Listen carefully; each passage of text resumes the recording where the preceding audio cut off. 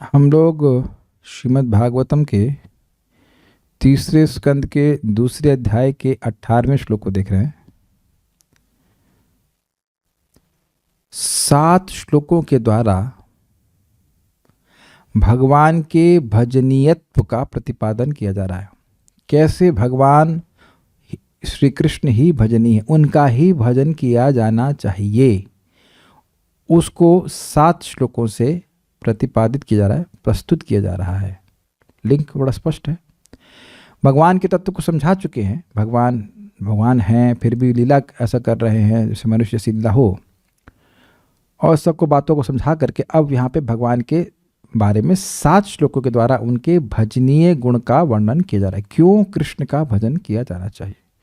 बहुत सुंदर श्लोक है, मेरे पीछे बोलिए। ये एक लिंक दिया गया है, दूसरा लिंक श्रीधर स्वामी पाद क्या है, क्या कह रहे हैं, जरा एक बार देख लेते हैं, मैं भूल गया। हाँ, एक और बात है कि आप ऐसा कह रहे हो कि भगवान ने अपने माता पिता को कहा कि हम आपकी सेवा नहीं कर पाए, इसलिए हमें क्षमा कर दें।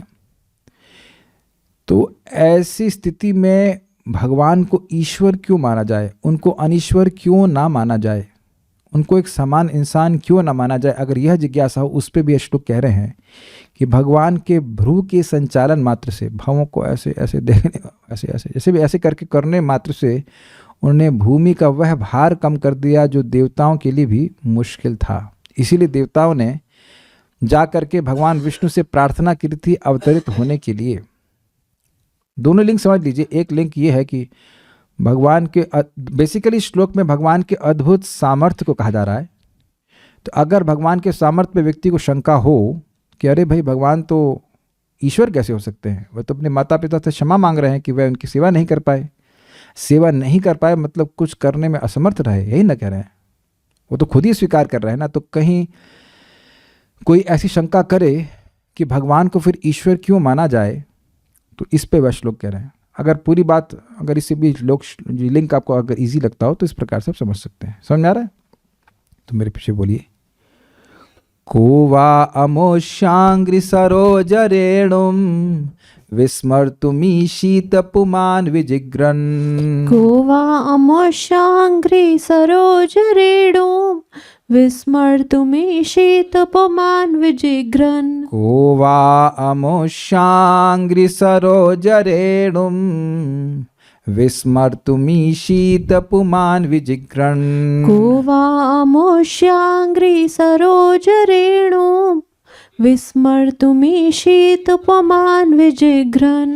यो विस्फुरन् भ्रूविटपेन भूमेर् भारं कृतान्तेन तिरश्चकारा। यो विस्फुरत् भ्रूविटपेन भूमेर् भारं कृतान्तेन तिरश्चकार। को वा अमुष्याङ्घ्रि सरोज रेणुं विस्मर्तुमीशीत पुमान् विजिग्रन्। को वा अमुष्याङ्घ्रि सरोज रेणुं विस्मर्तुमीशीत पुमान् विजिग्रन्। यो विस्फुरद् भ्रूविटपेन भूमेर्भारं कृतान्तेन तिरश्चकार। यो विस्फुरद् भ्रूविटपेन भूमेर्भारं कृतान्तेन तिरश्चकार। को वा अमुष्याङ्घ्रि सरोज रेणुं विस्मर्तुमीशीत पुमान् विजिग्रन्। को वा अमुष्याङ्घ्रि सरोज रेणुं विस्मर्तुमीशीत पुमान् विजिग्रन्। यो विस्फुरद् भ्रूविटपेन भूमेर्भारं कृतान्तेन तिरश्चकार। यो विस्फुरद् भ्रूविटपेन भूमेर्भारं कृतान्तेन तिरश्चकार। को वा अमुष्याङ्घ्रि सरोज रेणुं विस्मर्तुमीशीत पुमान् विजिग्रन्। को वा अमुष्याङ्घ्रि सरोज रेणुं विस्मर्तुमीशित पुमान् विजिघ्रन् यो विस्फुरद् भ्रूविटपेन भूमेर्भारं कृतान्तेन तिरश्चकार। यो विस्फुरद् भ्रूविटपेन भूमेर्भारं कृतान्तेन तिरश्चकार। भला ऐसा कौन होगा जो उनके चरण कमलों की धूल को एक बार भी सूंघ कर उसे भुला सके। मतलब जिसने भगवान के चरण कमलों की रेणु को सूंघ लिया वह नहीं भुला पाएगा। इसका मतलब क्या, ये देखिए काव्यात्मक भाषा है। इसका अर्थ यह है कि भगवान के नाम, रूप, गुण, लीला आदि के माधुर्य का जिसने एक बार भी आस्वादन कर लिया है वह उनको भुला नहीं सकता। अब भुलाने का क्या अर्थ है? कोई वस्तु अगर सामने ना उपस्थित हो और उसका स्वाद आपने पहले अनुभव किया हो तो उसको बार बार स्मरण करेंगे। आप किसको स्मरण करते हैं? जो वस्तु आपके समक्ष ना हो। आप क्या मेरा भी स्मरण कर रहे हैं? नहीं, हम आपको देख रहे हैं, आप मुझको देख रहे हैं। लेकिन यहाँ जो आशय है वो ये है कहने का कि मान लीजिए किसी ने भगवान की कथा को सुना और उसको अच्छी लगी तो वो भुला नहीं पाता। और इसी कारण से आप लोग बार बार कथा में आते हैं। यही तो बात है, भुला नहीं पाता है व्यक्ति। ये चरण रेणु को ग्रहण करने का अर्थ समझ पा रहे हैं ना? ऐसा भी नहीं है कि अब भगवान के चरण रेणु है, वो तो है, इसके मतलब शाब्दिक अर्थ तो है ही, लेकिन जो वाकई अर्थ है वो लिटरल मीनिंग नहीं लेकर के ऐसे लेना होगा। जो भगवान की भक्ति के संपर्क में आया है उस संपर्क को वह भुलाना भी चाहे तो भुला नहीं पाता। सत्संगाद मुक्त तो संगो, श्लोक जरा ढूंढ देंगे, प्रथम स्कंद का है। सत्संग के प्रभाव से जो दुसंग से मुक्त हो गया है। दुसंग मतलब पत्नी बच्चों में जो आदि बच्चे में पत्नी में जो आसक्तियां होती हैं उससे मुक्त हो गया है तो वह भगवान की कथा को भी छोड़ नहीं पाता है। भगवान श्री कृष्ण जब हस्तिनापुर से जा रहे थे तो सारे पांडव इस प्रकार से दुखी थे, रो रहे थे। तो वहां बताया गया कि भाई ये तो बड़े गंभीर लोग हैं, ये क्यों इस प्रकार से रो रहे हैं? तो कह रहे हैं कि सत्संगात मुक्त दुसंगो, भगवान के भक्तों के संग में जो भगवान की कथा का आस्वादन करते हैं, अगर कोई व्यक्ति दुसंग से मुक्त हो गया है, घर परिवार की आसक्ति से मुक्त हो गया, घर परिवार से मुक्त हो गया नहीं बोल रहे हैं, घर परिवार की आसक्ति से मुक्त हो गया है। सत्संगात मुक्त दुसंगो ना, अब भूल रहा हूं उसके आगे वाला श्लोक है, शुरुआत इसी प्रकार से होती, तो वह भगवान की कथा को नहीं छोड़ पाता है। तो इन भगवान की कथा को, इन भगवान के साथ खाने पीने सोने का जिसको सौभाग्य प्राप्त हुआ था, अर्थात पांडवों को, वह उनके विरह को कैसे सहन करने में समर्थ हो पाते। तो ये कथा का प्रभाव है, जिनकी कथा इतनी मादक है कि व्यक्ति को आसक्त कर देती है। तो इसका मतलब क्या है? श्लोक जैसे सुंदर है, ये है 1.10.11-12। सत्संगान मुक्त दुसंगो हातुम नोत्सहते बुधः कीर्त्यमानम यशो यस्या सकृद आकर्ण रोचनम। एक बार भी अगर भक्त लोग कथा कर रहे हैं और एक बार भी वह अपने कान से भगवान की कथा को सुन लेता है और दुसंग से मुक्त हो गया है, ये कंडीशन है।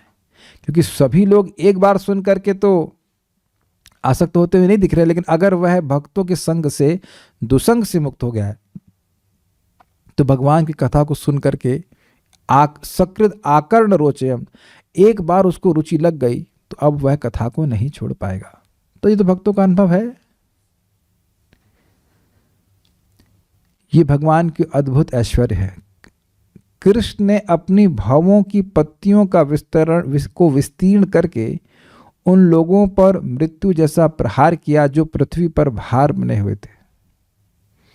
अब आप लोगों के लिए एक थोड़ा सा चैलेंज है, जरा अपने भौएं ऐसे ऐसे ऐसे करने का प्रयास कीजिए और कुछ नहीं होगा, करने की जरूरत भी नहीं है। हु केयर्स, इंग्लिश में कहते हैं who cares damn about it. तो ये कैसी भाषा है? भगवान ने केवल अपने भ्रू का संचालन, भ्रू मतलब भौम के संचालन मात्र से, अर्थात दृष्टि को देख करके इनका तो अब समझ गए? ऐसे आप देखते हैं, ऐसे कर दे, अच्छा बहुत पाप कर रहे हो। तो आप देख रहे हैं इस तरह के कोई, मैं इस थोड़ा ड्रामा करके दिखा रहा हूँ, मतलब इस तरह की भावों का संचालन व्यक्ति अपने एक्सप्रेशंस को इंगित करने के लिए करता है। जैसे अगर मैं ऐसे करूँ तो समझ नहीं आया है कि नहीं? अभी तो वीडियो देखना पड़ेगा आप लोगों को। ऐसे होता है ना, ऐसे हम कर लेते हैं, भावों को आगे सिकोड़ लेते हैं, तो इससे क्या सूचित होता है समझ नहीं आया।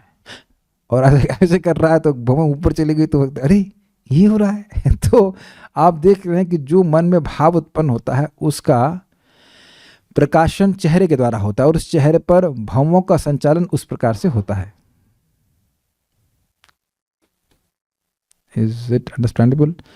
तो भगवान ने देखा कि ये सब असुर हैं और इनका नाश होना चाहिए, तो भगवत इच्छा से महाभारत का युद्ध हुआ, सब एक दूसरे को लड़ मर के खत्म हो गए, भगवान को चक्र नहीं उठाना पड़ा। एक भीष्म देव के लिए उठाए तो एक अलग बात है, उनको मारने के लिए नहीं उठाए थे, वो तो अपनी प्रतिज्ञा को तोड़ना चाहते थे, तोड़ने के लिए था ताकि भीष्म की प्रतिज्ञा रह जाए, अन्यथा किसी को भगवान ऐसे प्रत्यक्षता नहीं मारे। अन्वय देखिएगा। तो ये भगवान की अद्भुत सामर्थ्य है कि भ्रू संचालन का मतलब हो गया, उसे समझना चाहिए कि उनकी इच्छा मात्र से पृथ्वी का भार दूर हो गया। क्यों उनका अद्भुत सामर्थ्य है कि भाई देवता लोग भी पृथ्वी का भार नहीं उतार पा रहे थे। इसीलिए आप दशम स्कंद में देखेंगे या कृष्ण बुक में पढ़ेंगे कि देवता लोग, पृथ्वी असुरों के भार से पीड़ित थी, तो पृथ्वी गौ का रूप लेकर, गाय का रूप लेकर ब्रह्मा जी के पास जाती है, और ब्रह्मा जी सारे देवताओं को लेकर के क्षीर सागर के तट पर जाते हैं क्षीरोदकशाय विष्णु की प्रार्थना करने के लिए, कि भगवान से प्रार्थना करते हैं कि वह अवतरित हों। यानी कि जो भार सारे देवता मिलकर भी नहीं उतार पाने में समर्थ थे, उसको भगवान ने अपने भावों के संचालन मात्र से, अपनी इच्छा मात्र से दूर कर दिया। कोई भगवान को प्रयास नहीं करना पड़ा। ये भगवान का अद्भुत सामर्थ्य है। अन्वय देखिए, यह जिन श्री हरि ने कृतंतयना काल स्वरूप भ्रू विटपेना, भ्रू मतलब भौवें और विटप का मतलब होता है पत्तियों को, अपने भवों की पत्तियों के विस्फुरता विलास मात्र से, उसके संचालन मात्र से, भूमे है भारम तिरस्कारा, पृथ्वी का भार हरण संपन्न किया। अमुष्य उन श्री हरि के अंग्री सरोज रेणु, अंग्री का मतलब होता है चरण और सरोज का मतलब होता है कमल, चरण कमल की रेणु, यानी कि जो चरण कमल पे जो डस्ट कहा जाता है उसको विजिग्रन, चरण कमलों के पराग का सेवन करने वाला, कह वह पुमान, कौन ऐसा मनुष्य होगा जो विस्मर्तुम ईशित, उनको भूलने में समर्थ हो सकेगा। अब इसी बात को दशम स्कंद में कहा है, क्या है? पुमान विरजेत विना पशुगनाथ, निवृत्त तरशैरुपगीयमानात् भवौषधि श्रोत्र मनोभिरामात् गौतम श्लोक गुणानुवादात् पुमान विरजेत विना पशुगनाथ, जो हर प्रकार की भौतिक तृष्णा से रहित हो गए। निवृत्त तरशैर, तर्श मतलब होता है तृष्णा, लालसा, प्यास। निवृत्त तरशैर उपगीयमाना, जो भगवान के भक्त हर प्रकार की भौतिक लालसा से रहित हो गए हैं, उनके द्वारा नित्य ही वह गाया जाता है भगवान का यश। भवौषधि श्रोत्र मनोभिरामात, और भव सागर के लिए बार बार जन्म व्यक्ति का हो रहा है, उसके लिए औषधि के समान है। और भवौषधि श्रोत्र मनोभिरामात, और कानों के लिए और मन के लिए बहुत सुखमय है। क उत्तम श्लोक गुणानुवादात, जो व्यक्ति, ऐसा कौन व्यक्ति होगा जो भगवान उत्तम श्लोक के, भगवान विष्णु के, कृष्ण के गुणानुवाद से विरत हो जाएगा। क उत्तम श्लोक गुणानुवादात पुमान, यदि इंसान होगा तो, पुमान विरजेत बिना पशुगनाथ, वह पशु की हत्या करने वाला ना होगा तो, यानी हत्यारा ना होगा, और या अपनी ही हत्या करने वाला ना हो। जो व्यक्ति भगवान का भजन नहीं कर रहा है वह अपना ही, वह आत्महा कहा जाता है। ऐसा ही व्यक्ति भगवान की कथा को सुनने में रुचि नहीं रखेगा। तो अब आप समझ रहे हैं मैं क्यों कह रहा हूं? यहां शब्द है कह वाह पुमान, ऐसा कौन सा मनुष्य होगा जो विस्मर्तुम ईशित, अर्थात मनुष्य होगा तो वह भगवान की भक्ति को भूलने में समर्थ नहीं हो पाएगा, लेकिन अगर मनुष्य के रूप में वह पशु है तो भूल जाएगा। कुछ समझ रहे हैं बात? क्योंकि ये भी देखा गया है कि अब कथा आदि में आने के बाद लोग अपनी इस जीवन में तो बिल्कुल भूले रहते हैं, भक्ति नहीं करते हैं, तो वह तो पशु की तरह जी रहे हैं। उसको नराधम कहा गया है भगवद गीता में। लेकिन जो इंसान है, जो कद्र करता है, कद्र समझते हैं, वैल्यू करता है कि भाई उसे क्या मिला है कथा के रूप में, वह कथा को कभी नहीं भुला सकता। इधर ओके, देखते हैं श्लोक को कहवा, ऐसा कौन सा होगा व्यक्ति होगा, अमुष्य इन हरि का अंग्रि सरोज रेणु, उनके चरण कमलों की रेणु का, पराग का विस्मर्तुमीशित, उसका वह विस्मरण करने में संभव हो जाएगा, समर्थ हो जाएगा। पुमान विजिग्रन, अगर वह ऐसा इंसान है जिसने एक बार भी उस पराग का आस्वादन किया है, सूंघा है। कैसे वो भगवान है? तो कहते हैं यह विस्फुरित, जिन भगवान ने विस्फोरण करने मात्र से, किसके? भ्रू विटपेना, अपने भवों के पतियों के संचालन मात्र से, भूमि भारम, भूमि के भार को, कृतांतेना, काल रूप से नष्ट कर दिया। तिरस्चकार मतलब उसको समाप्त कर दिया। श्रीधरी, प्रश्न है कि यदि ऐसी स्थिति है, कैसी स्थिति है कि भगवान अपने माता पिता से क्षमा मांग रहे हैं कि वह उनकी सेवा करने में असमर्थ थे, तो उनको अनीश्वर ही क्यों ना मान लिया जाए? लिंक समझ में आ रहा है? जब वो कुछ करने में असमर्थ हैं तो अनीश्वर हैं, नहीं कर पा रहे हैं। खुद ही तो बोल रहे हैं कि हम कंस के भय से नहीं आ पाए, तो क्या दिक्कत है उनको अनीश्वर मानने में? आप तो अपनी श्रद्धा के कारण उनको ईश्वर मानते हैं। होता है कुछ लोग कहते हैं भाई जिसकी जिसमें श्रद्धा हो उसी को भगवान मान लेता है, कोई दिक्कत नहीं है। तो तुम कृष्ण को भगवान मानते हो, हम किसी और को भगवान मानते हैं, सब लोग ठीक हैं। तो मान लो कोई इस प्रकार का आक्षेप करे कि आप तो अपनी श्रद्धा के अनुसार कृष्ण को भगवान बोलते हैं, वो तो स्वयं कह रहे हैं कि समर्थ नहीं है। मान लो कोई शंका करे तो इसका उत्तर उद्धव जी 3 श्लोकों से देते हैं, 18, 19 एंड 20। जिन श्री भगवान ने अपने काल स्वरूप भ्रुकुटी के विलास मात्र से, भ्रुकुटी मतलब भव और विलास का मतलब संचालन मात्र से, यानी अपनी इच्छा मात्र से पृथ्वी के भार को दूर कर दिया, उन श्री भगवान के चरण कमल के पराग का सेवन करने वाला कौन ऐसा व्यक्ति हो सकता है जो उसे भूल जाए? स्पष्ट है, क्रम संदर्भ देखिए। यद्यपि भगवान परम शक्तिशाली हैं, किंतु उनका माधुर्य सबों को आकर्षित करता है। कैमित्य द्वारा कहते हैं कि यहाँ तक कि उनकी चरण रेणु भी सर्वाधिक मधुर है। श्री भगवान का वर्णन किया गया है भ्रू विटपेन, अर्थात उनकी कंपित भवों के पल्लव द्वारा। थोड़ा समझ में आई बात? ये बात समझ में नहीं आएगी। अरे भाई, जिनकी चरण कमलों के पराग को व्यक्ति भूल नहीं पाता, जिनके भ्रो के संचालन, भवों के संचालन मात्र से जिनने भूमि के भार को हरण कर लिया, तो वो भगवान कितने ऐश्वर्यशाली होंगे। 2 बातें यहां पे कही गई हैं। एक कि भगवान इतने शक्तिशाली हैं कि उनके भावों के संचालन मात्र से वह पृथ्वी का भार हरण कर लिए, तो ये तो उनके शक्ति का निरूपण हुआ। दूसरा कि यह सब होने के बाद भी भगवान इतने मधुर हैं कि भगवान के चरण कमलों के पराग का आस्वादन करके व्यक्ति उनको भूल नहीं पाता है। कोई व्यक्ति बहुत शक्तिशाली हो तो जरूरी नहीं कि बहुत मधुर हो, लेकिन भगवान में दोनों गुण हैं, सर्वशक्तिमान भी हैं और बहुत मधुर भी हैं। मान लीजिए कोई बॉडी बिल्डर हो तो उससे आप कवि होने की उम्मीद तो नहीं कर सकते हैं। कवि, पहलवान और कवि, सुना क्या मिले हैं आप? कोई पहलवान हो, बॉडी बिल्डर हो, बहुत शक्तिशाली हो और वो काव्य रचना कर रहा हो। और कवि सामान्यतः बॉडी बिल्डर नहीं देखे जाते। I hope you are getting the point. Generally ऐसा नहीं देखा जाता। कोई कहेगा सर्वशक्तिमान तो कृष्ण बड़ा बाइसेप और 6 पैक लगा कर बैठे होंगे, लेकिन नहीं, he is just Krishna pack. What ever the body is, वो केवल 16 साल के ही लगते हैं।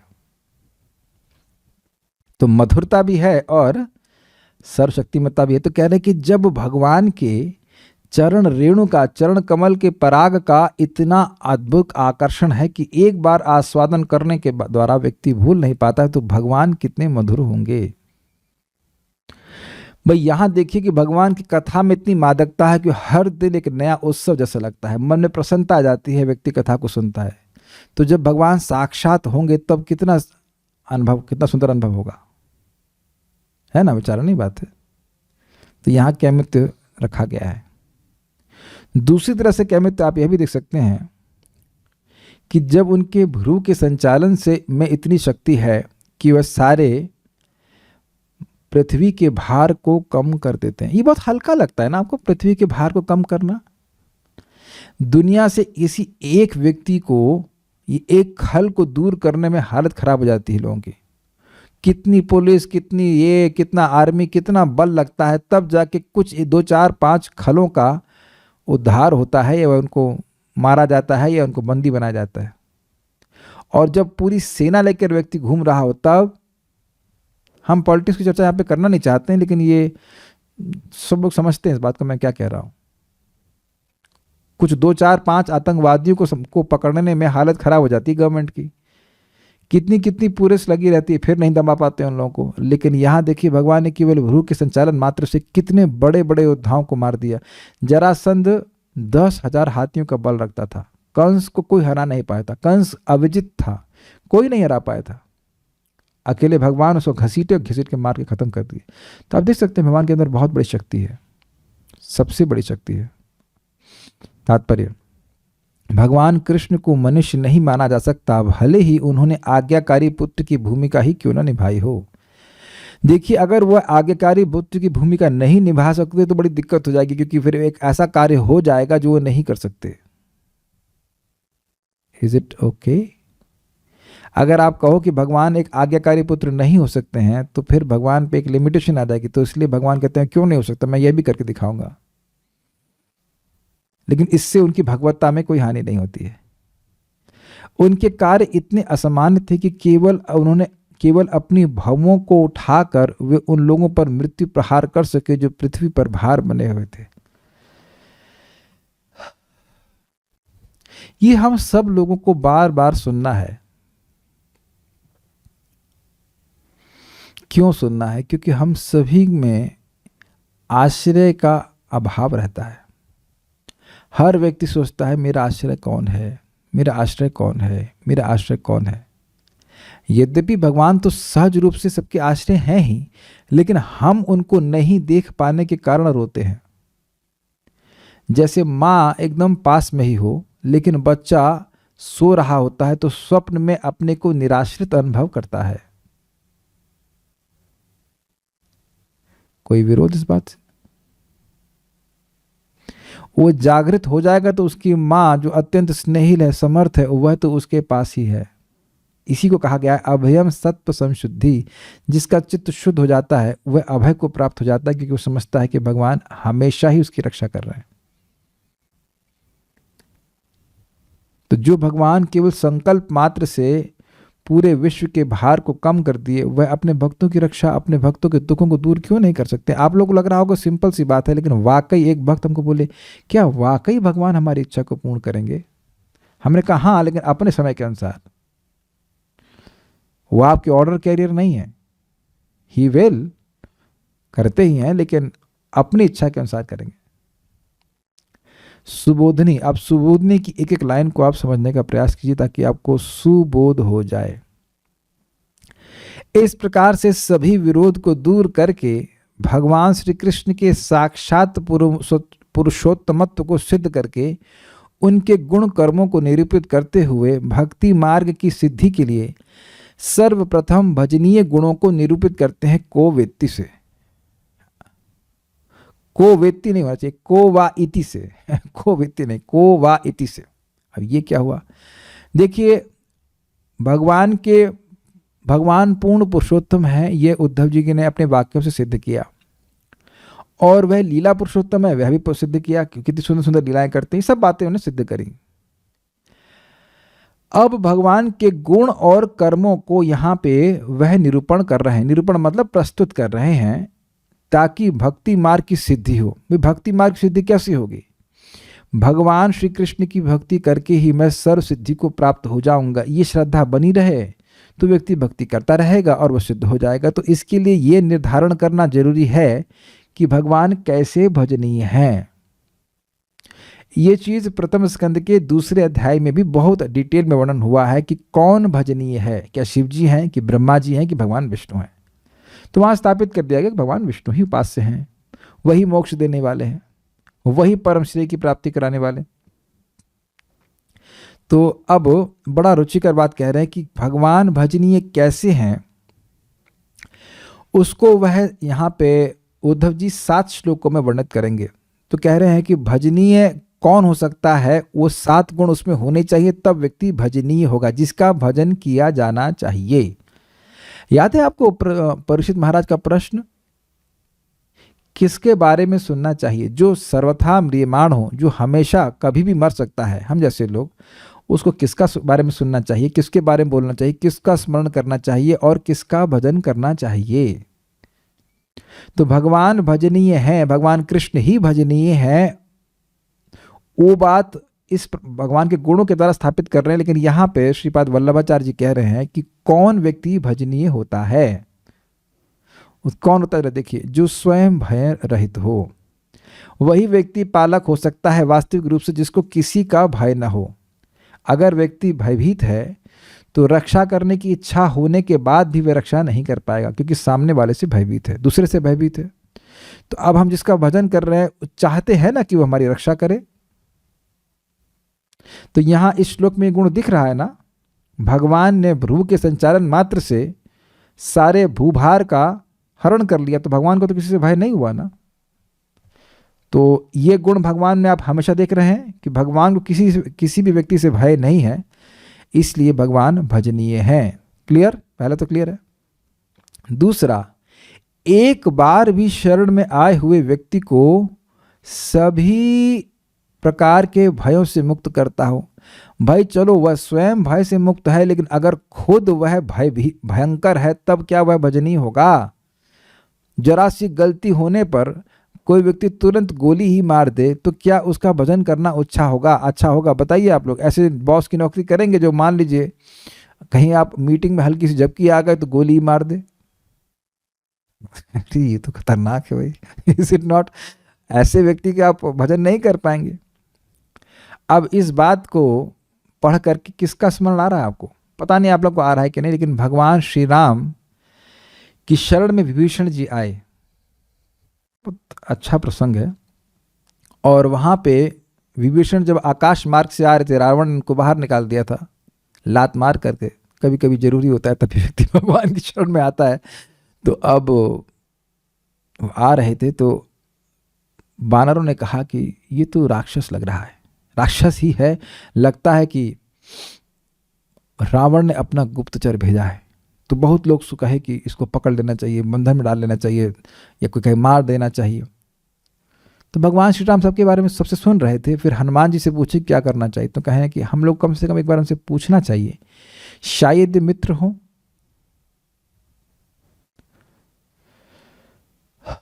तो विभीषण जी फिर आते हैं और वह भगवान की शरण लेते हैं। तो वहां फिर भगवान श्री राम कहते हैं, सकृद एव प्रपन्नाय तवास्मिति याचते तवास्मिति यह याचते, ऐसे श्लोक है। अभयम सर्वदा तस्मै ददामि एवं व्रतम ममः। जिसने एक बार भी मेरी शरण ली है कि हे कृष्ण, हे भगवान राम, मैं आपका हूं, तो ऐसे व्यक्ति को मैं सदा सर्वदा के लिए अभय प्रदान करता हूं, ऐसा मेरा व्रत है। सकृदेव प्रपन्नोयम तवास्मि इति याचते अभयम सर्वदा तस्मै ददामि एवं व्रतम ममः। तो ऐसे व्यक्ति की शरण लेना चाहिए ना। इस जगत में आप देखिए कितने ही लोगों को हायर करते हैं, नौकरी पर रखते हैं और बिना किसी नोटिस के बाहर निकाल देते हैं, चाहे उसने पूरी जीवन सेवा करी हो। ये जगत का स्वरूप ही है। पूरा जीवन कोई किसी की सेवा करता है और एक गलती पे बाहर निकाल देता है। और यहाँ क्या कह रहे हैं, एक बार भी किसी ने शरण ली है भगवान की, तो वह भगवान उससे कभी नहीं निकालते। इसलिए हम सब लोगों को यहाँ पे एक अभ्यास करना चाहिए। सुबह उठते हैं तो भगवान का स्मरण करना चाहिए, भगवान का फोटो देखते हैं या दर्शन करते हैं कि भगवान हम आपकी शरण में हैं, भगवान हम आपकी शरण में। ये प्रतिदिन बोलना चाहिए। एक बार बोलने से भी चलता है पूरे जीवन में, लेकिन आप रोज बोलना चाहिए। ये नहीं केवल एक बार बोल दे भूल जाओ, नहीं, रोज बोलना चाहिए और इसको स्वीकार करना चाहिए कि हम भगवान आपकी शरण में हैं। इट्स वेरी नाइस ना। क्या ऐसे व्यक्ति का आप लोग भजन करना चाहेंगे? ये तो सब लोग लग रहा है फ्रीज होकर के आए हैं। यस नो, ऐसे तो बोल सकते, यस यस नो, नहीं, हम हंस रहे हैं। अरे हम यस और नो तो आप लोग बोल सकते हो ना, बोल सकते हो, मतलब इंगित करिए यस। देखिए यस कहने का अर्थ है कि आप थोड़ा समझने का प्रयास करें, ये सब भगवान श्री कृष्ण के गुण हैं, भगवान श्री कृष्ण के, भगवान श्री राम के ये गुण हैं। चलिए तीसरा, केवल निर्भय करे और अब व्यक्ति का भोजन पानी की दिक्कत होता है तब, तो कह रहे हैं इस लोक व परलोक की सिद्धि एवं मोक्ष प्रदान करता हो। अब इस पे एक और लीला सुन लीजिए। कृष्ण बलराम जी मथुरा गए और वहां पे एक सुदामा नाम का माली था, सुदामा उनका मित्र नहीं, सुदामा नाम का माली था, और उसने भगवान कृष्ण बलराम को सुंदर सुंदर माला अर्पण करी। तो भगवान ने कहा तुम इस जीवन में भी सुखी रहोगे और बाद में मेरे धाम की प्राप्ति करोगे। दिख गया आपको ये? तो जो माताएं यहां भगवान के लिए भोजन बना रही हैं, अपना परम सौभाग्य मानिए। इस जीवन में भी आप देखेंगे कि एटलीस्ट भोजन की कमी तो नहीं रहेगी। हो सकता हो नई साड़ी आए या ना आए, वो मतलब आपके वी हैव नो आइडिया, लेकिन नई साड़ी भी आ ही जाएगी। Who cares, I mean anyhow I don't wear sari so वो तो ठीक है, लेकिन पॉइंट इज दैट कि ऐश्वर्य बहुत ना आए जिससे हमारा दिमाग भ्रष्ट हो जाए। ऐसा ऐश्वर्य भगवान भक्तों को नहीं देते हैं, लेकिन बढ़िया से जीवन चल जाता है और अंत में भगवान की धाम की प्राप्ति भी होती है। प्रमाण है वे भगवद गीता 8वां अध्याय 28वां श्लोक, वेदेषु यज्ञेषु तपः सुचैवा दानेषु यत् पुण्य फलम प्रदिष्टम अत्येति तत्सर्वमिदं विदित्वा योगी परम स्थानमुपैति चाद्यम। वेद पढ़ने से, यज्ञ करने से, तपस्या करने से और जो कुछ भी दान आदि करने से पुण्य मिलता है, वह सभी एक योगी को जो अपनी इंद्रियों को भगवान की सेवा में लगा रहा है वो सब प्राप्त हो जाता है। साथ साथ वह भगवान के परम धाम की प्राप्ति भी करता है। फिर कौन हुआ? भजन नहीं है, भगवान श्री कृष्ण ही हुए कि नहीं? काफी इंटरेस्टिंग है। देवता भी इस जगत में कुछ लाभ दे सकते हैं, लेकिन देवता कभी भी जीवात्मा को जन्म मृत्यु के चक्र से बाहर नहीं निकाल सकते। मुक्ति प्रदाता विष्णु एव न संशय। मुक्ति प्रदाता केवल एकमात्र भगवान विष्णु है, इसमें कोई संशय नहीं करना चाहिए। तो भजनीय कौन है? भगवान ही है। ये सब आप आगे के श्लोकों में इन सब गुणों को देखेंगे आप। जो भजन संदेह होने पर भी अनुषंग से भी मुक्ति प्रदान करता हो। ये क्या मतलब है? व्यक्ति भजन कर नहीं रहा है, संदेह हो रहा है कि भजन कर रहा है, और उसमें भी अनुषंग से मुक्ति दे। अनुषंग का मतलब समझते हैं, जैसे व्यक्ति दूध लेता है। अब आजकल तो पता नहीं बंद हो गया कि नहीं, लेकिन पहले दूधिया दूध देने आता था, तो दूधिया 1 लीटर दूध देगा और साथ में एक्स्ट्रा देता था। उसको क्या कहते हैं भूल रहा हूं मैं, लेकिन उसको संस्कृत में अनुषंग कहते हैं। वो 200 ग्राम 100 ग्राम ऊपर से दे देता है तो उसे अनुषंग कहते हैं। या आप सब्जी की दुकान को जानते हो, तो वह सब्जी ले रहे हैं, केला आलू जो भी सब्जी खरीद रहे हैं, और साथ में वह अनुषंग से मतलब एक्स्ट्रा के रूप में 10 रुपए की मिर्ची दे देता है। उसको पा करके माताएं बड़ी खुश हो जाती है कि नहीं, हाँ 10 रुपए की मिर्ची और 2 नींबू मिल गए। तो 10 रुपए की मिर्ची और नींबू खरीदने आप नहीं गए, लेकिन वह साथ में मिल गया। अब तो उदाहरण आप लोग समझ रहे ना। इसे हाँ घलवा कहते हैं, घलवा, महाराज बता रहे घलवे में मिल गया, तो घलवे में मुक्ति मिल जाती है। तो इसका प्रमाण आप आगे देखेंगे। पूतना संदेह हो रहा था कि ये माँ के रूप में सेवा करने आई है, और माँ के रूप में सेवा नहीं करने आई है, लेकिन इस प्रकार का भजन का संदेह होने मात्र से भगवान मुक्ति दे देते हैं। कुछ ये भाषा समझ में आ रही है? कठिन हो रहा है। भजन नहीं कर रहा है, सही में लग रहा है कि भजन कर रहा है। इसलिए अगर कोई कहे आपको कि आपका नाम बोलकर कि आप ढोंगी हैं, तो कहते हाँ तो गलत क्या कह रहे हो, अच्छी चीज का ढोंग कर रहे हैं ना। ढोंग करने से भी भगवान मोक्ष दे देते हैं। पूतना ढोंगी तो कर रही थी ना, माँ का ढोंग कर रही, तो कहते अच्छा माँ का ढोंग कर रही, ठीक है तुमको असली ही माँ बना देता हूं मैं। आप लोग देखो, हम लोग जब करते हैं हरे कृष्ण आंखें बंद करके, तो ये ढोंगी तो है। अब कहाँ मन लग रहा होता है, लेकिन दिखाएंगे यहाँ बड़ा मन लग रहा है, हरे कृष्ण हरे राम, नहीं कहाँ लग रहा है, नहीं लग रहा है। लेकिन ऐसे भजन का संदेह होने पर भी है ना? आप लोगों को संदेह हो जाता है कि नहीं? हाँ, लग रहा है प्रभु जी तो बढ़िया माला कर रहे हैं, हरे कृष्ण कृष्ण। उसका सोच रहे होंगे आज खाने में क्या बनाना, ये करना है, वो करना है, कुछ भी सोच रहा हो, लेकिन आंख बंद करके कोई भजन कर रहा है तो आपको संदेह हो जाएगा ना कि भजन कर रहा है, माला पकड़ रहा है, हरे कृष्ण कृष्ण कर रहा है। तो अगर भजन का संदेह भी हो तो भी भगवान मोक्ष देते हैं।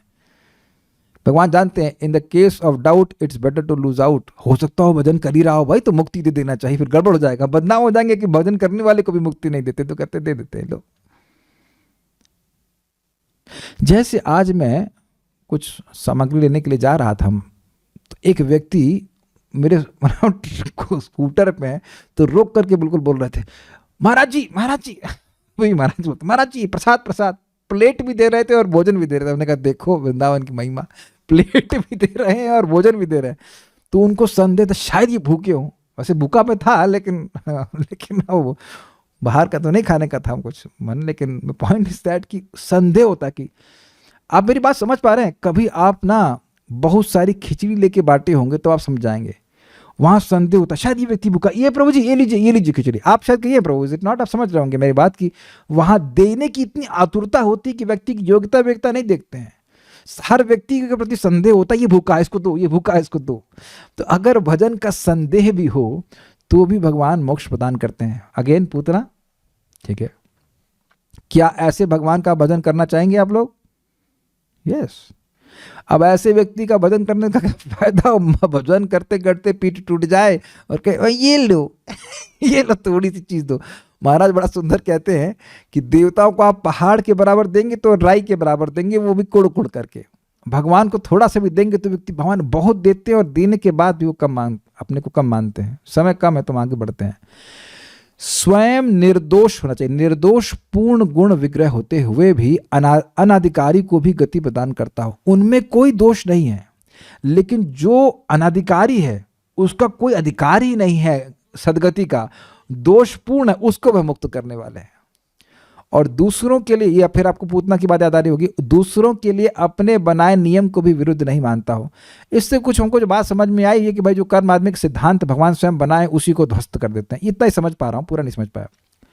इस प्रकार जो 7 गुणों से युक्त होता है तो वह 6 अंगों सहित भजन में उपयोगी महागुणवान वह भजनीय है, अर्थात 6 प्रकार के अंगों से युक्त शरणागति का आश्रय होता है। देखिए लैंग्वेज थोड़ा टफ है, सिंपल बात सुनिए। जो व्यक्ति 7 प्रकार के गुणों से युक्त है, मतलब भगवान श्री कृष्ण, उन्हीं में 6 प्रकार की शरणागति हो सकती है। 6 प्रकार की शरणागति क्या है? अनुकूल से संकल्पम, प्रतिकूल से वर्जनम, रक्षसिति विश्वासो, गोतृप्ते वर्णम तथा आत्मनिक्षिप्य कार्पण्यम, षड इव शरणागति। भगवान की भक्ति के लिए अनुकूल है स्वीकार करना, प्रतिकूल है उसको रिजेक्ट करना। भगवान हमारी रक्षा करेंगे, हमारी रक्षा की भावना का पालन करना, भगवान हमारे पालक हैं, ये रक्षा का ये भावना को वर्धित करना, भगवान की बड़े नम्र रहना और भगवान में अपना आत्मसमर्पण करना। ये 6 प्रकार के अंग होते हैं जिससे शरणागति के 6 अंग होते हैं। तो इस प्रकार से व्यक्ति ऐसे ही व्यक्ति को कर सकता है जिसके पास 7 गुण हों। अब कोई व्यक्ति खुद ही मर जाएगा जैसे कि देवता, तो उसके प्रति आप कैसे भावना रख सकते हो कि वह हमेशा आपकी रक्षा करने वाला है या हमेशा आपका पालन करने वाला है? जैसे शिव जी ने रावण की रक्षा तो नहीं करी। जब भगवान श्री राम मारने के लिए उद्यत हुए तो दुर्गा देवी बोली, पार्वती बोली कि आपके भक्त को भगवान श्री राम मारना चाहते हैं तो आप बचा क्यों नहीं रहे हो? तो कह रहे हैं कि भाई जब भगवान राम ने निर्णय कर लिया है कि मारना है तो मैं कैसे बचा सकता हूँ? ऐसे ही बाणासुर की भी रक्षा शिवजी नहीं कर पाए। शिवजी फिर प्रार्थना करते हैं कि इसको मत मारिए, तो प्रार्थना करके वो बचा लिए, लेकिन अपने सामर्थ्य से तो भगवान कृष्ण से नहीं बचा पाए ना। आप कृष्ण बुक में पढ़ेंगे इस बात को, ठीक है? ये बातें समझ में आ रही हैं या ये टीका एकदम ऊपर से जा रही है? जितना जितना एक एक लाइन पढ़ा रहा हूं उतना तो समझ में आ रहा होगा। अब इंटरेस्टिंग देखिए, 7 गुणों के हेतु जो 3 गुण हैं, जिन 3 गुणों से ये 7 गुण प्रकाशित होते हैं वे हैं अति सामर्थ्य, स्वरूप से सर्वोत्कर्ष, सभी से सर्वश्रेष्ठ और परम दयावान। अब इससे पहले हम आगे जाएं, जरा देख ले कि क्या इन गुणों से मैपिंग हो सकती है। जो स्वयं भय रहित हो, अति सामर्थ्य, एक बार भी शरण में आए हुए व्यक्ति को सभी प्रकार के भयों से मुक्त करता हो, अति सामर्थ्य और दयावान। इस लोक व परलोक की सिद्धि व मोक्ष प्रदान करता हो, दयावान, अति सामर्थ्य, जो वचन संदेह होने पर भी अनुशंग से भी मुक्ति प्रदान करता हो।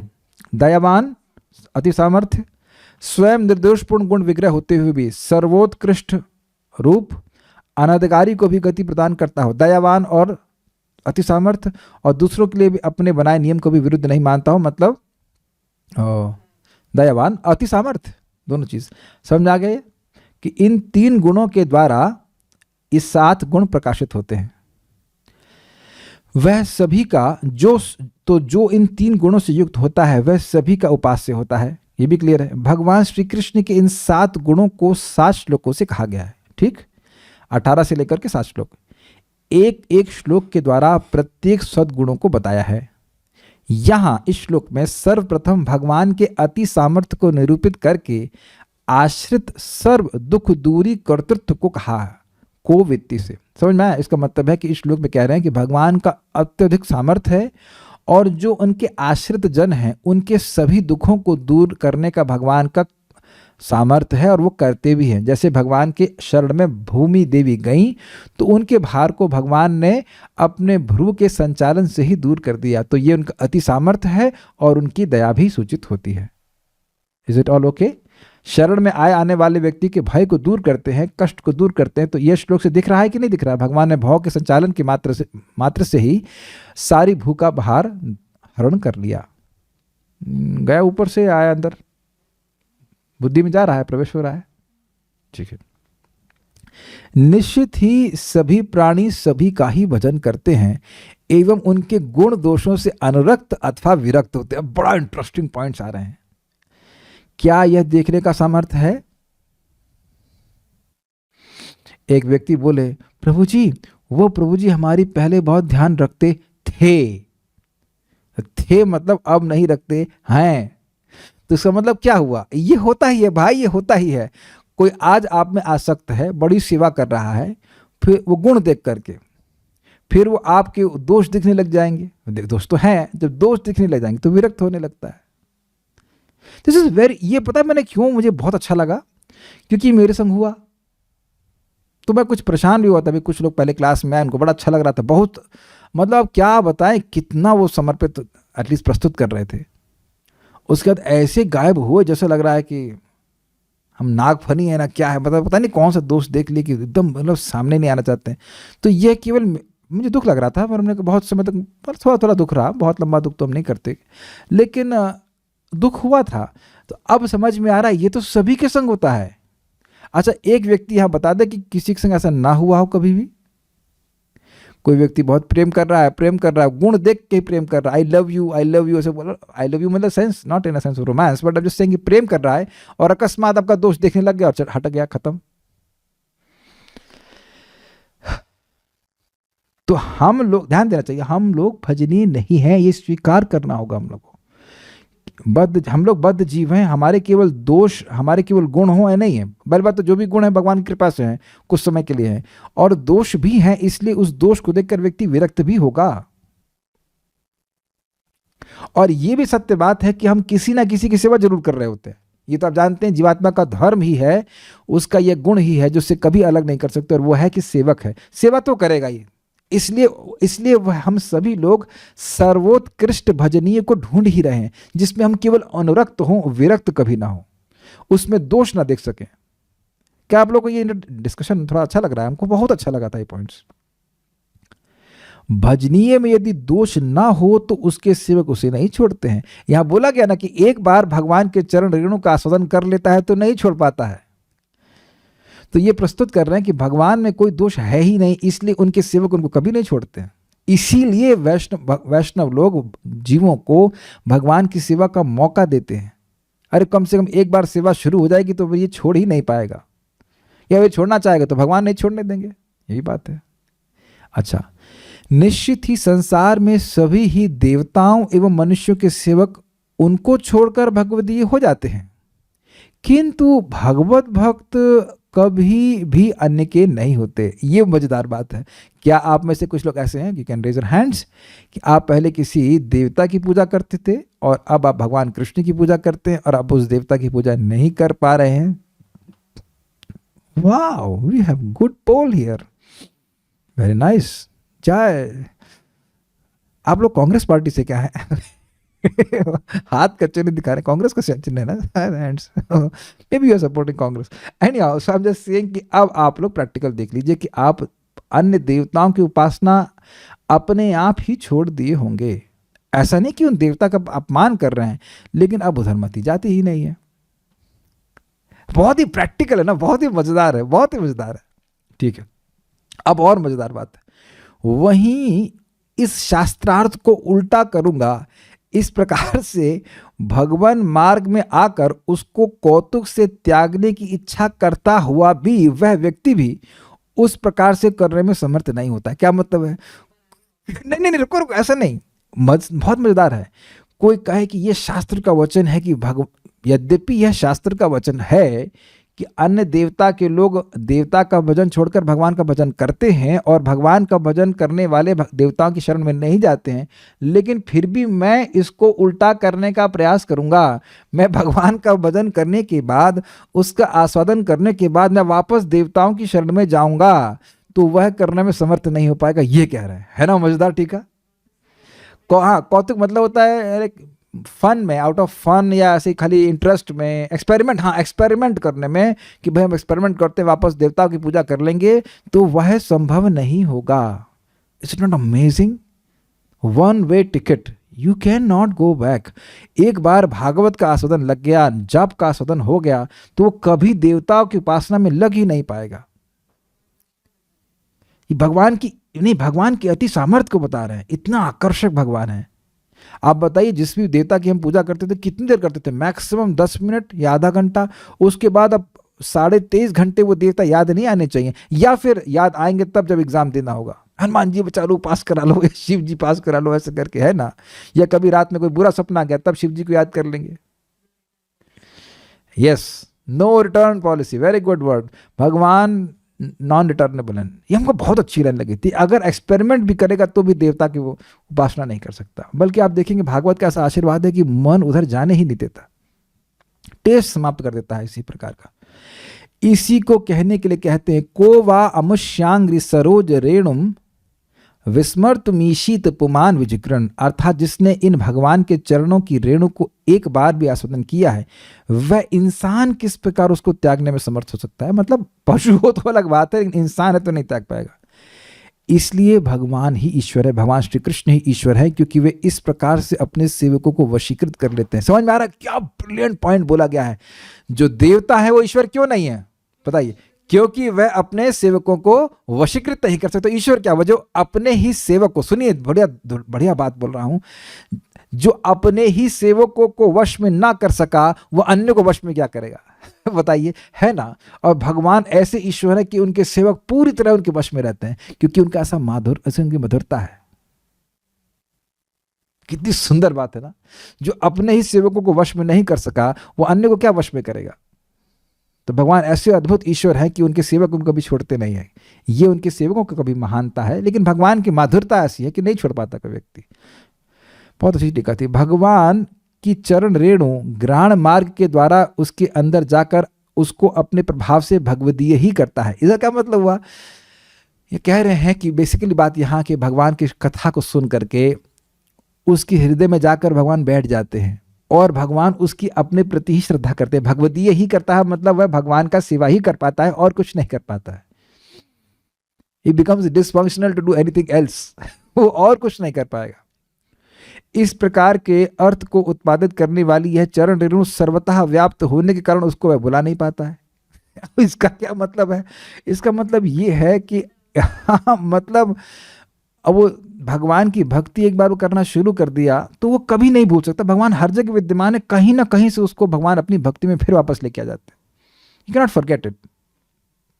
निश्चित ही यह भगवान कल्प तरु के समान है, जिनकी भौवें पर्ण सहित कोई एक शाखा है। समझ में आया? भगवान के पूरे विग्रह को आप कल्प तरु मानिए। भगवान तो सभी इच्छा पूर्ण करने वाले, और उनकी जो भौवें हैं वो एक शाखा है जिसमें 2 पत्तियां हैं, ऐसा कह सकते हैं। अनंत शाखाओं की वह शाखा स्वभावतः संहार करती है। मतलब भगवान के शरीर विग्रह में बहुत सारी शाखाएं, और उसमें ना ना ना ना ना, एक मिनट। अनंत शाखाओं की वह शाखा स्वभावतः संहार करती है, मतलब इस शाखा में बहुत सारी शाखाएं हैं।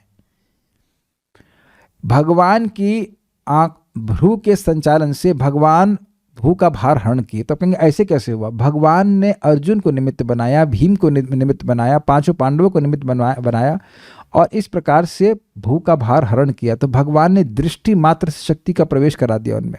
जैसे कि जरासंध को भीम मारने में असमर्थ थे 28 दिनों के बाद भी, तो भगवान न सिर्फ उनको हिंट दिया, अभी तो भगवान ने उनको शक्ति भी प्रदान की जिसके द्वारा वह जरासंध को मार सकें, केवल आंखों से, केवल आंखों से, संकल्प से, ऐसे कह लीजिए।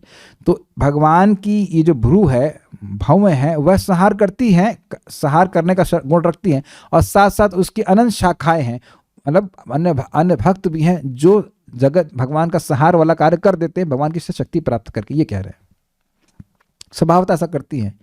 वह संतुष्ट होते हुए परम ऐश्वर्य प्रदान करती हैं, और अपने में उनको कुछ नहीं चाहिए, लेकिन अपने भक्तों को वह ऐश्वर्य देते हैं, मतलब जो भी उनको शक्ति होती है प्रदान करते हैं। अतः उस शाखा के होते हुए भक्तों के अनिष्ट के नष्ट होने में क्या शंका है? मतलब भगवान जब कृपा दृष्टि डाल रहे हैं अपने भक्तों पर, सहज रूप से भगवान दयालु होते हैं, तो भगवान के भक्तों का अनिष्ट दूर होगा, इसमें क्या शंका है? अर्थात ये भगवान की अति सामर्थ्य को सूचित करता है, इसलिए भगवान भजनीय है ही, क्योंकि भगवान की भवों ने ही भूमि का जो सभी की आधारभूता है उसका भाव कम कर दिया। इस तरह समझने का प्रयास कीजिए, जो बड़ा इंटरेस्टिंग पॉइंट है। भाई देखिए, भूमि पे हम सब लोग हैं कि नहीं? तो हम सब लोग का दुख पूरी भूमि के दुख से कम है कि नहीं व्यक्तिगत रूप से? तो जब भगवान ने पूरी भूमि का ही भार कम कर दिया, दुख कम कर दिया, तो आपके दुख को कम नहीं कर देंगे? क्यों भाइयों? इस बात पे क्लैपिंग होनी चाहिए। What are amazing point, is it not amazing point by the आचार्य?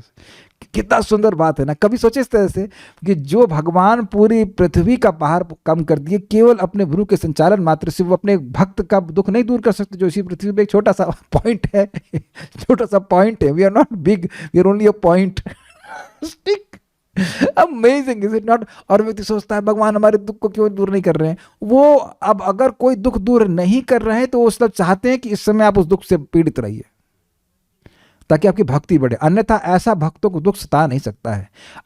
मैं व्यक्तिगत बोल रहा हूँ, परेशान था मैं, लेकिन अब स्वास्थ्य की दृष्टि से, लेकिन भगवान ऐसे प्रॉब्लम सॉल्व कर रहे हैं, अपने आप सॉल्व होने लगता है, प्रैक्टिकल दिखता है कि भगवान रास्ता दिखा रहे हैं। और अगर भगवान शरीर छुड़वाना चाहते हैं तो कौन रोक सकता है? अगर वो अच्छा है तो भगवान वो करेंगे। इज अमेजिंग, है ना? हम लोग जब दुखी होते देखा कैसे बाहर सारा डिप्रेस हो जाते हैं, ये नहीं कर पाएंगे, वो नहीं कर पाएंगे, तो ये नहीं सोचते कि भगवान के सामने आना चाहिए। भगवान हर प्रकार से खुश कर देते हैं। भक्ता नाम शम अभिप्सतः, भक्ता नाम शम अभिप्सतः, हमको बहुत अच्छा लगा था। जहां, अब देखिए, जहां भार की संभावना होती है तो वहां स्वयं जाकर के दूर करने के स्वभाव के द्वारा भवें रूपी पत्तियों के द्वारा भार का भी तिरस्कार कर दिया। समझ पा रहे हैं? जहां भी भगवान को लगा कि यह व्यक्ति पृथ्वी पे भार है तो उनकी समझ रहे हैं आप? मैं भवों को बताने का प्रयास कर रहा हूं कि मान लो भगवान पृथ्वी देख रहे हैं, ये कौन कौन लोग भार हैं, अच्छा ये भार हैं, तो इनको हटाओ, ये भी भार है, इनको भी हटाओ, इनको भी हटाओ। ऐसे भगवान देख रहे हैं सबको, अपने भवों से देखने मात्र सबको हटा दे रहे हैं, तिरस्कार वाला हटा दे रहे हैं, फिनिश कर दे रहे हैं, खत्म कर दे रहे हैं। हाँ, उनका स्वभाव भगवान देख ही रहे कि कहां कहां भार है। ठीक है, जो सभी देवतादि के लिए महान यत्न है, जब वे दूर करने के लिए आते हैं तब उसे भार का पहले ही दुर्भाव हो जाता है। मतलब ये भार सभी देवताओं के लिए भी दूर करना मुश्किल था, लेकिन भगवान ने आने से पहले इसको दुर्भाव कर दिया, ऐसे कहने का अर्थ है।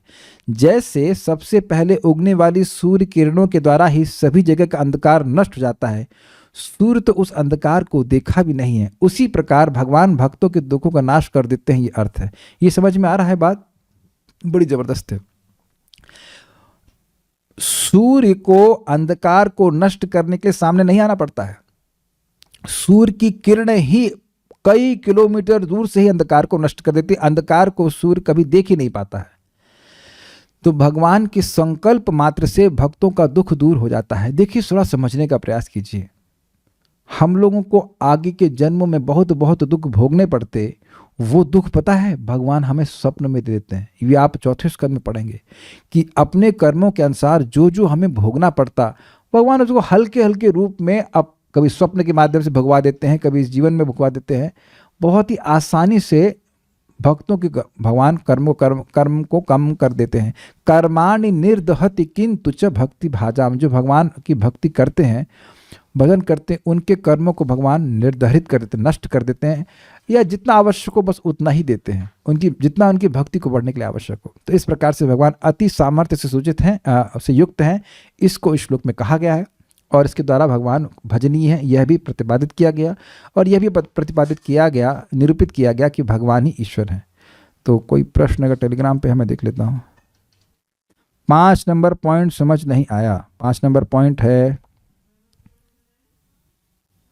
5 नंबर पॉइंट है, स्वयं निर्दोष पूर्ण गुण विग्रह होते हुए, अर्थात भगवान के बहुत सुंदर सुंदर गुण हैं, उससे युक्त तभी तो भजन करेगा। मान लो भयानक होते देखने में तो उनका भजन करने में डर लगता ना।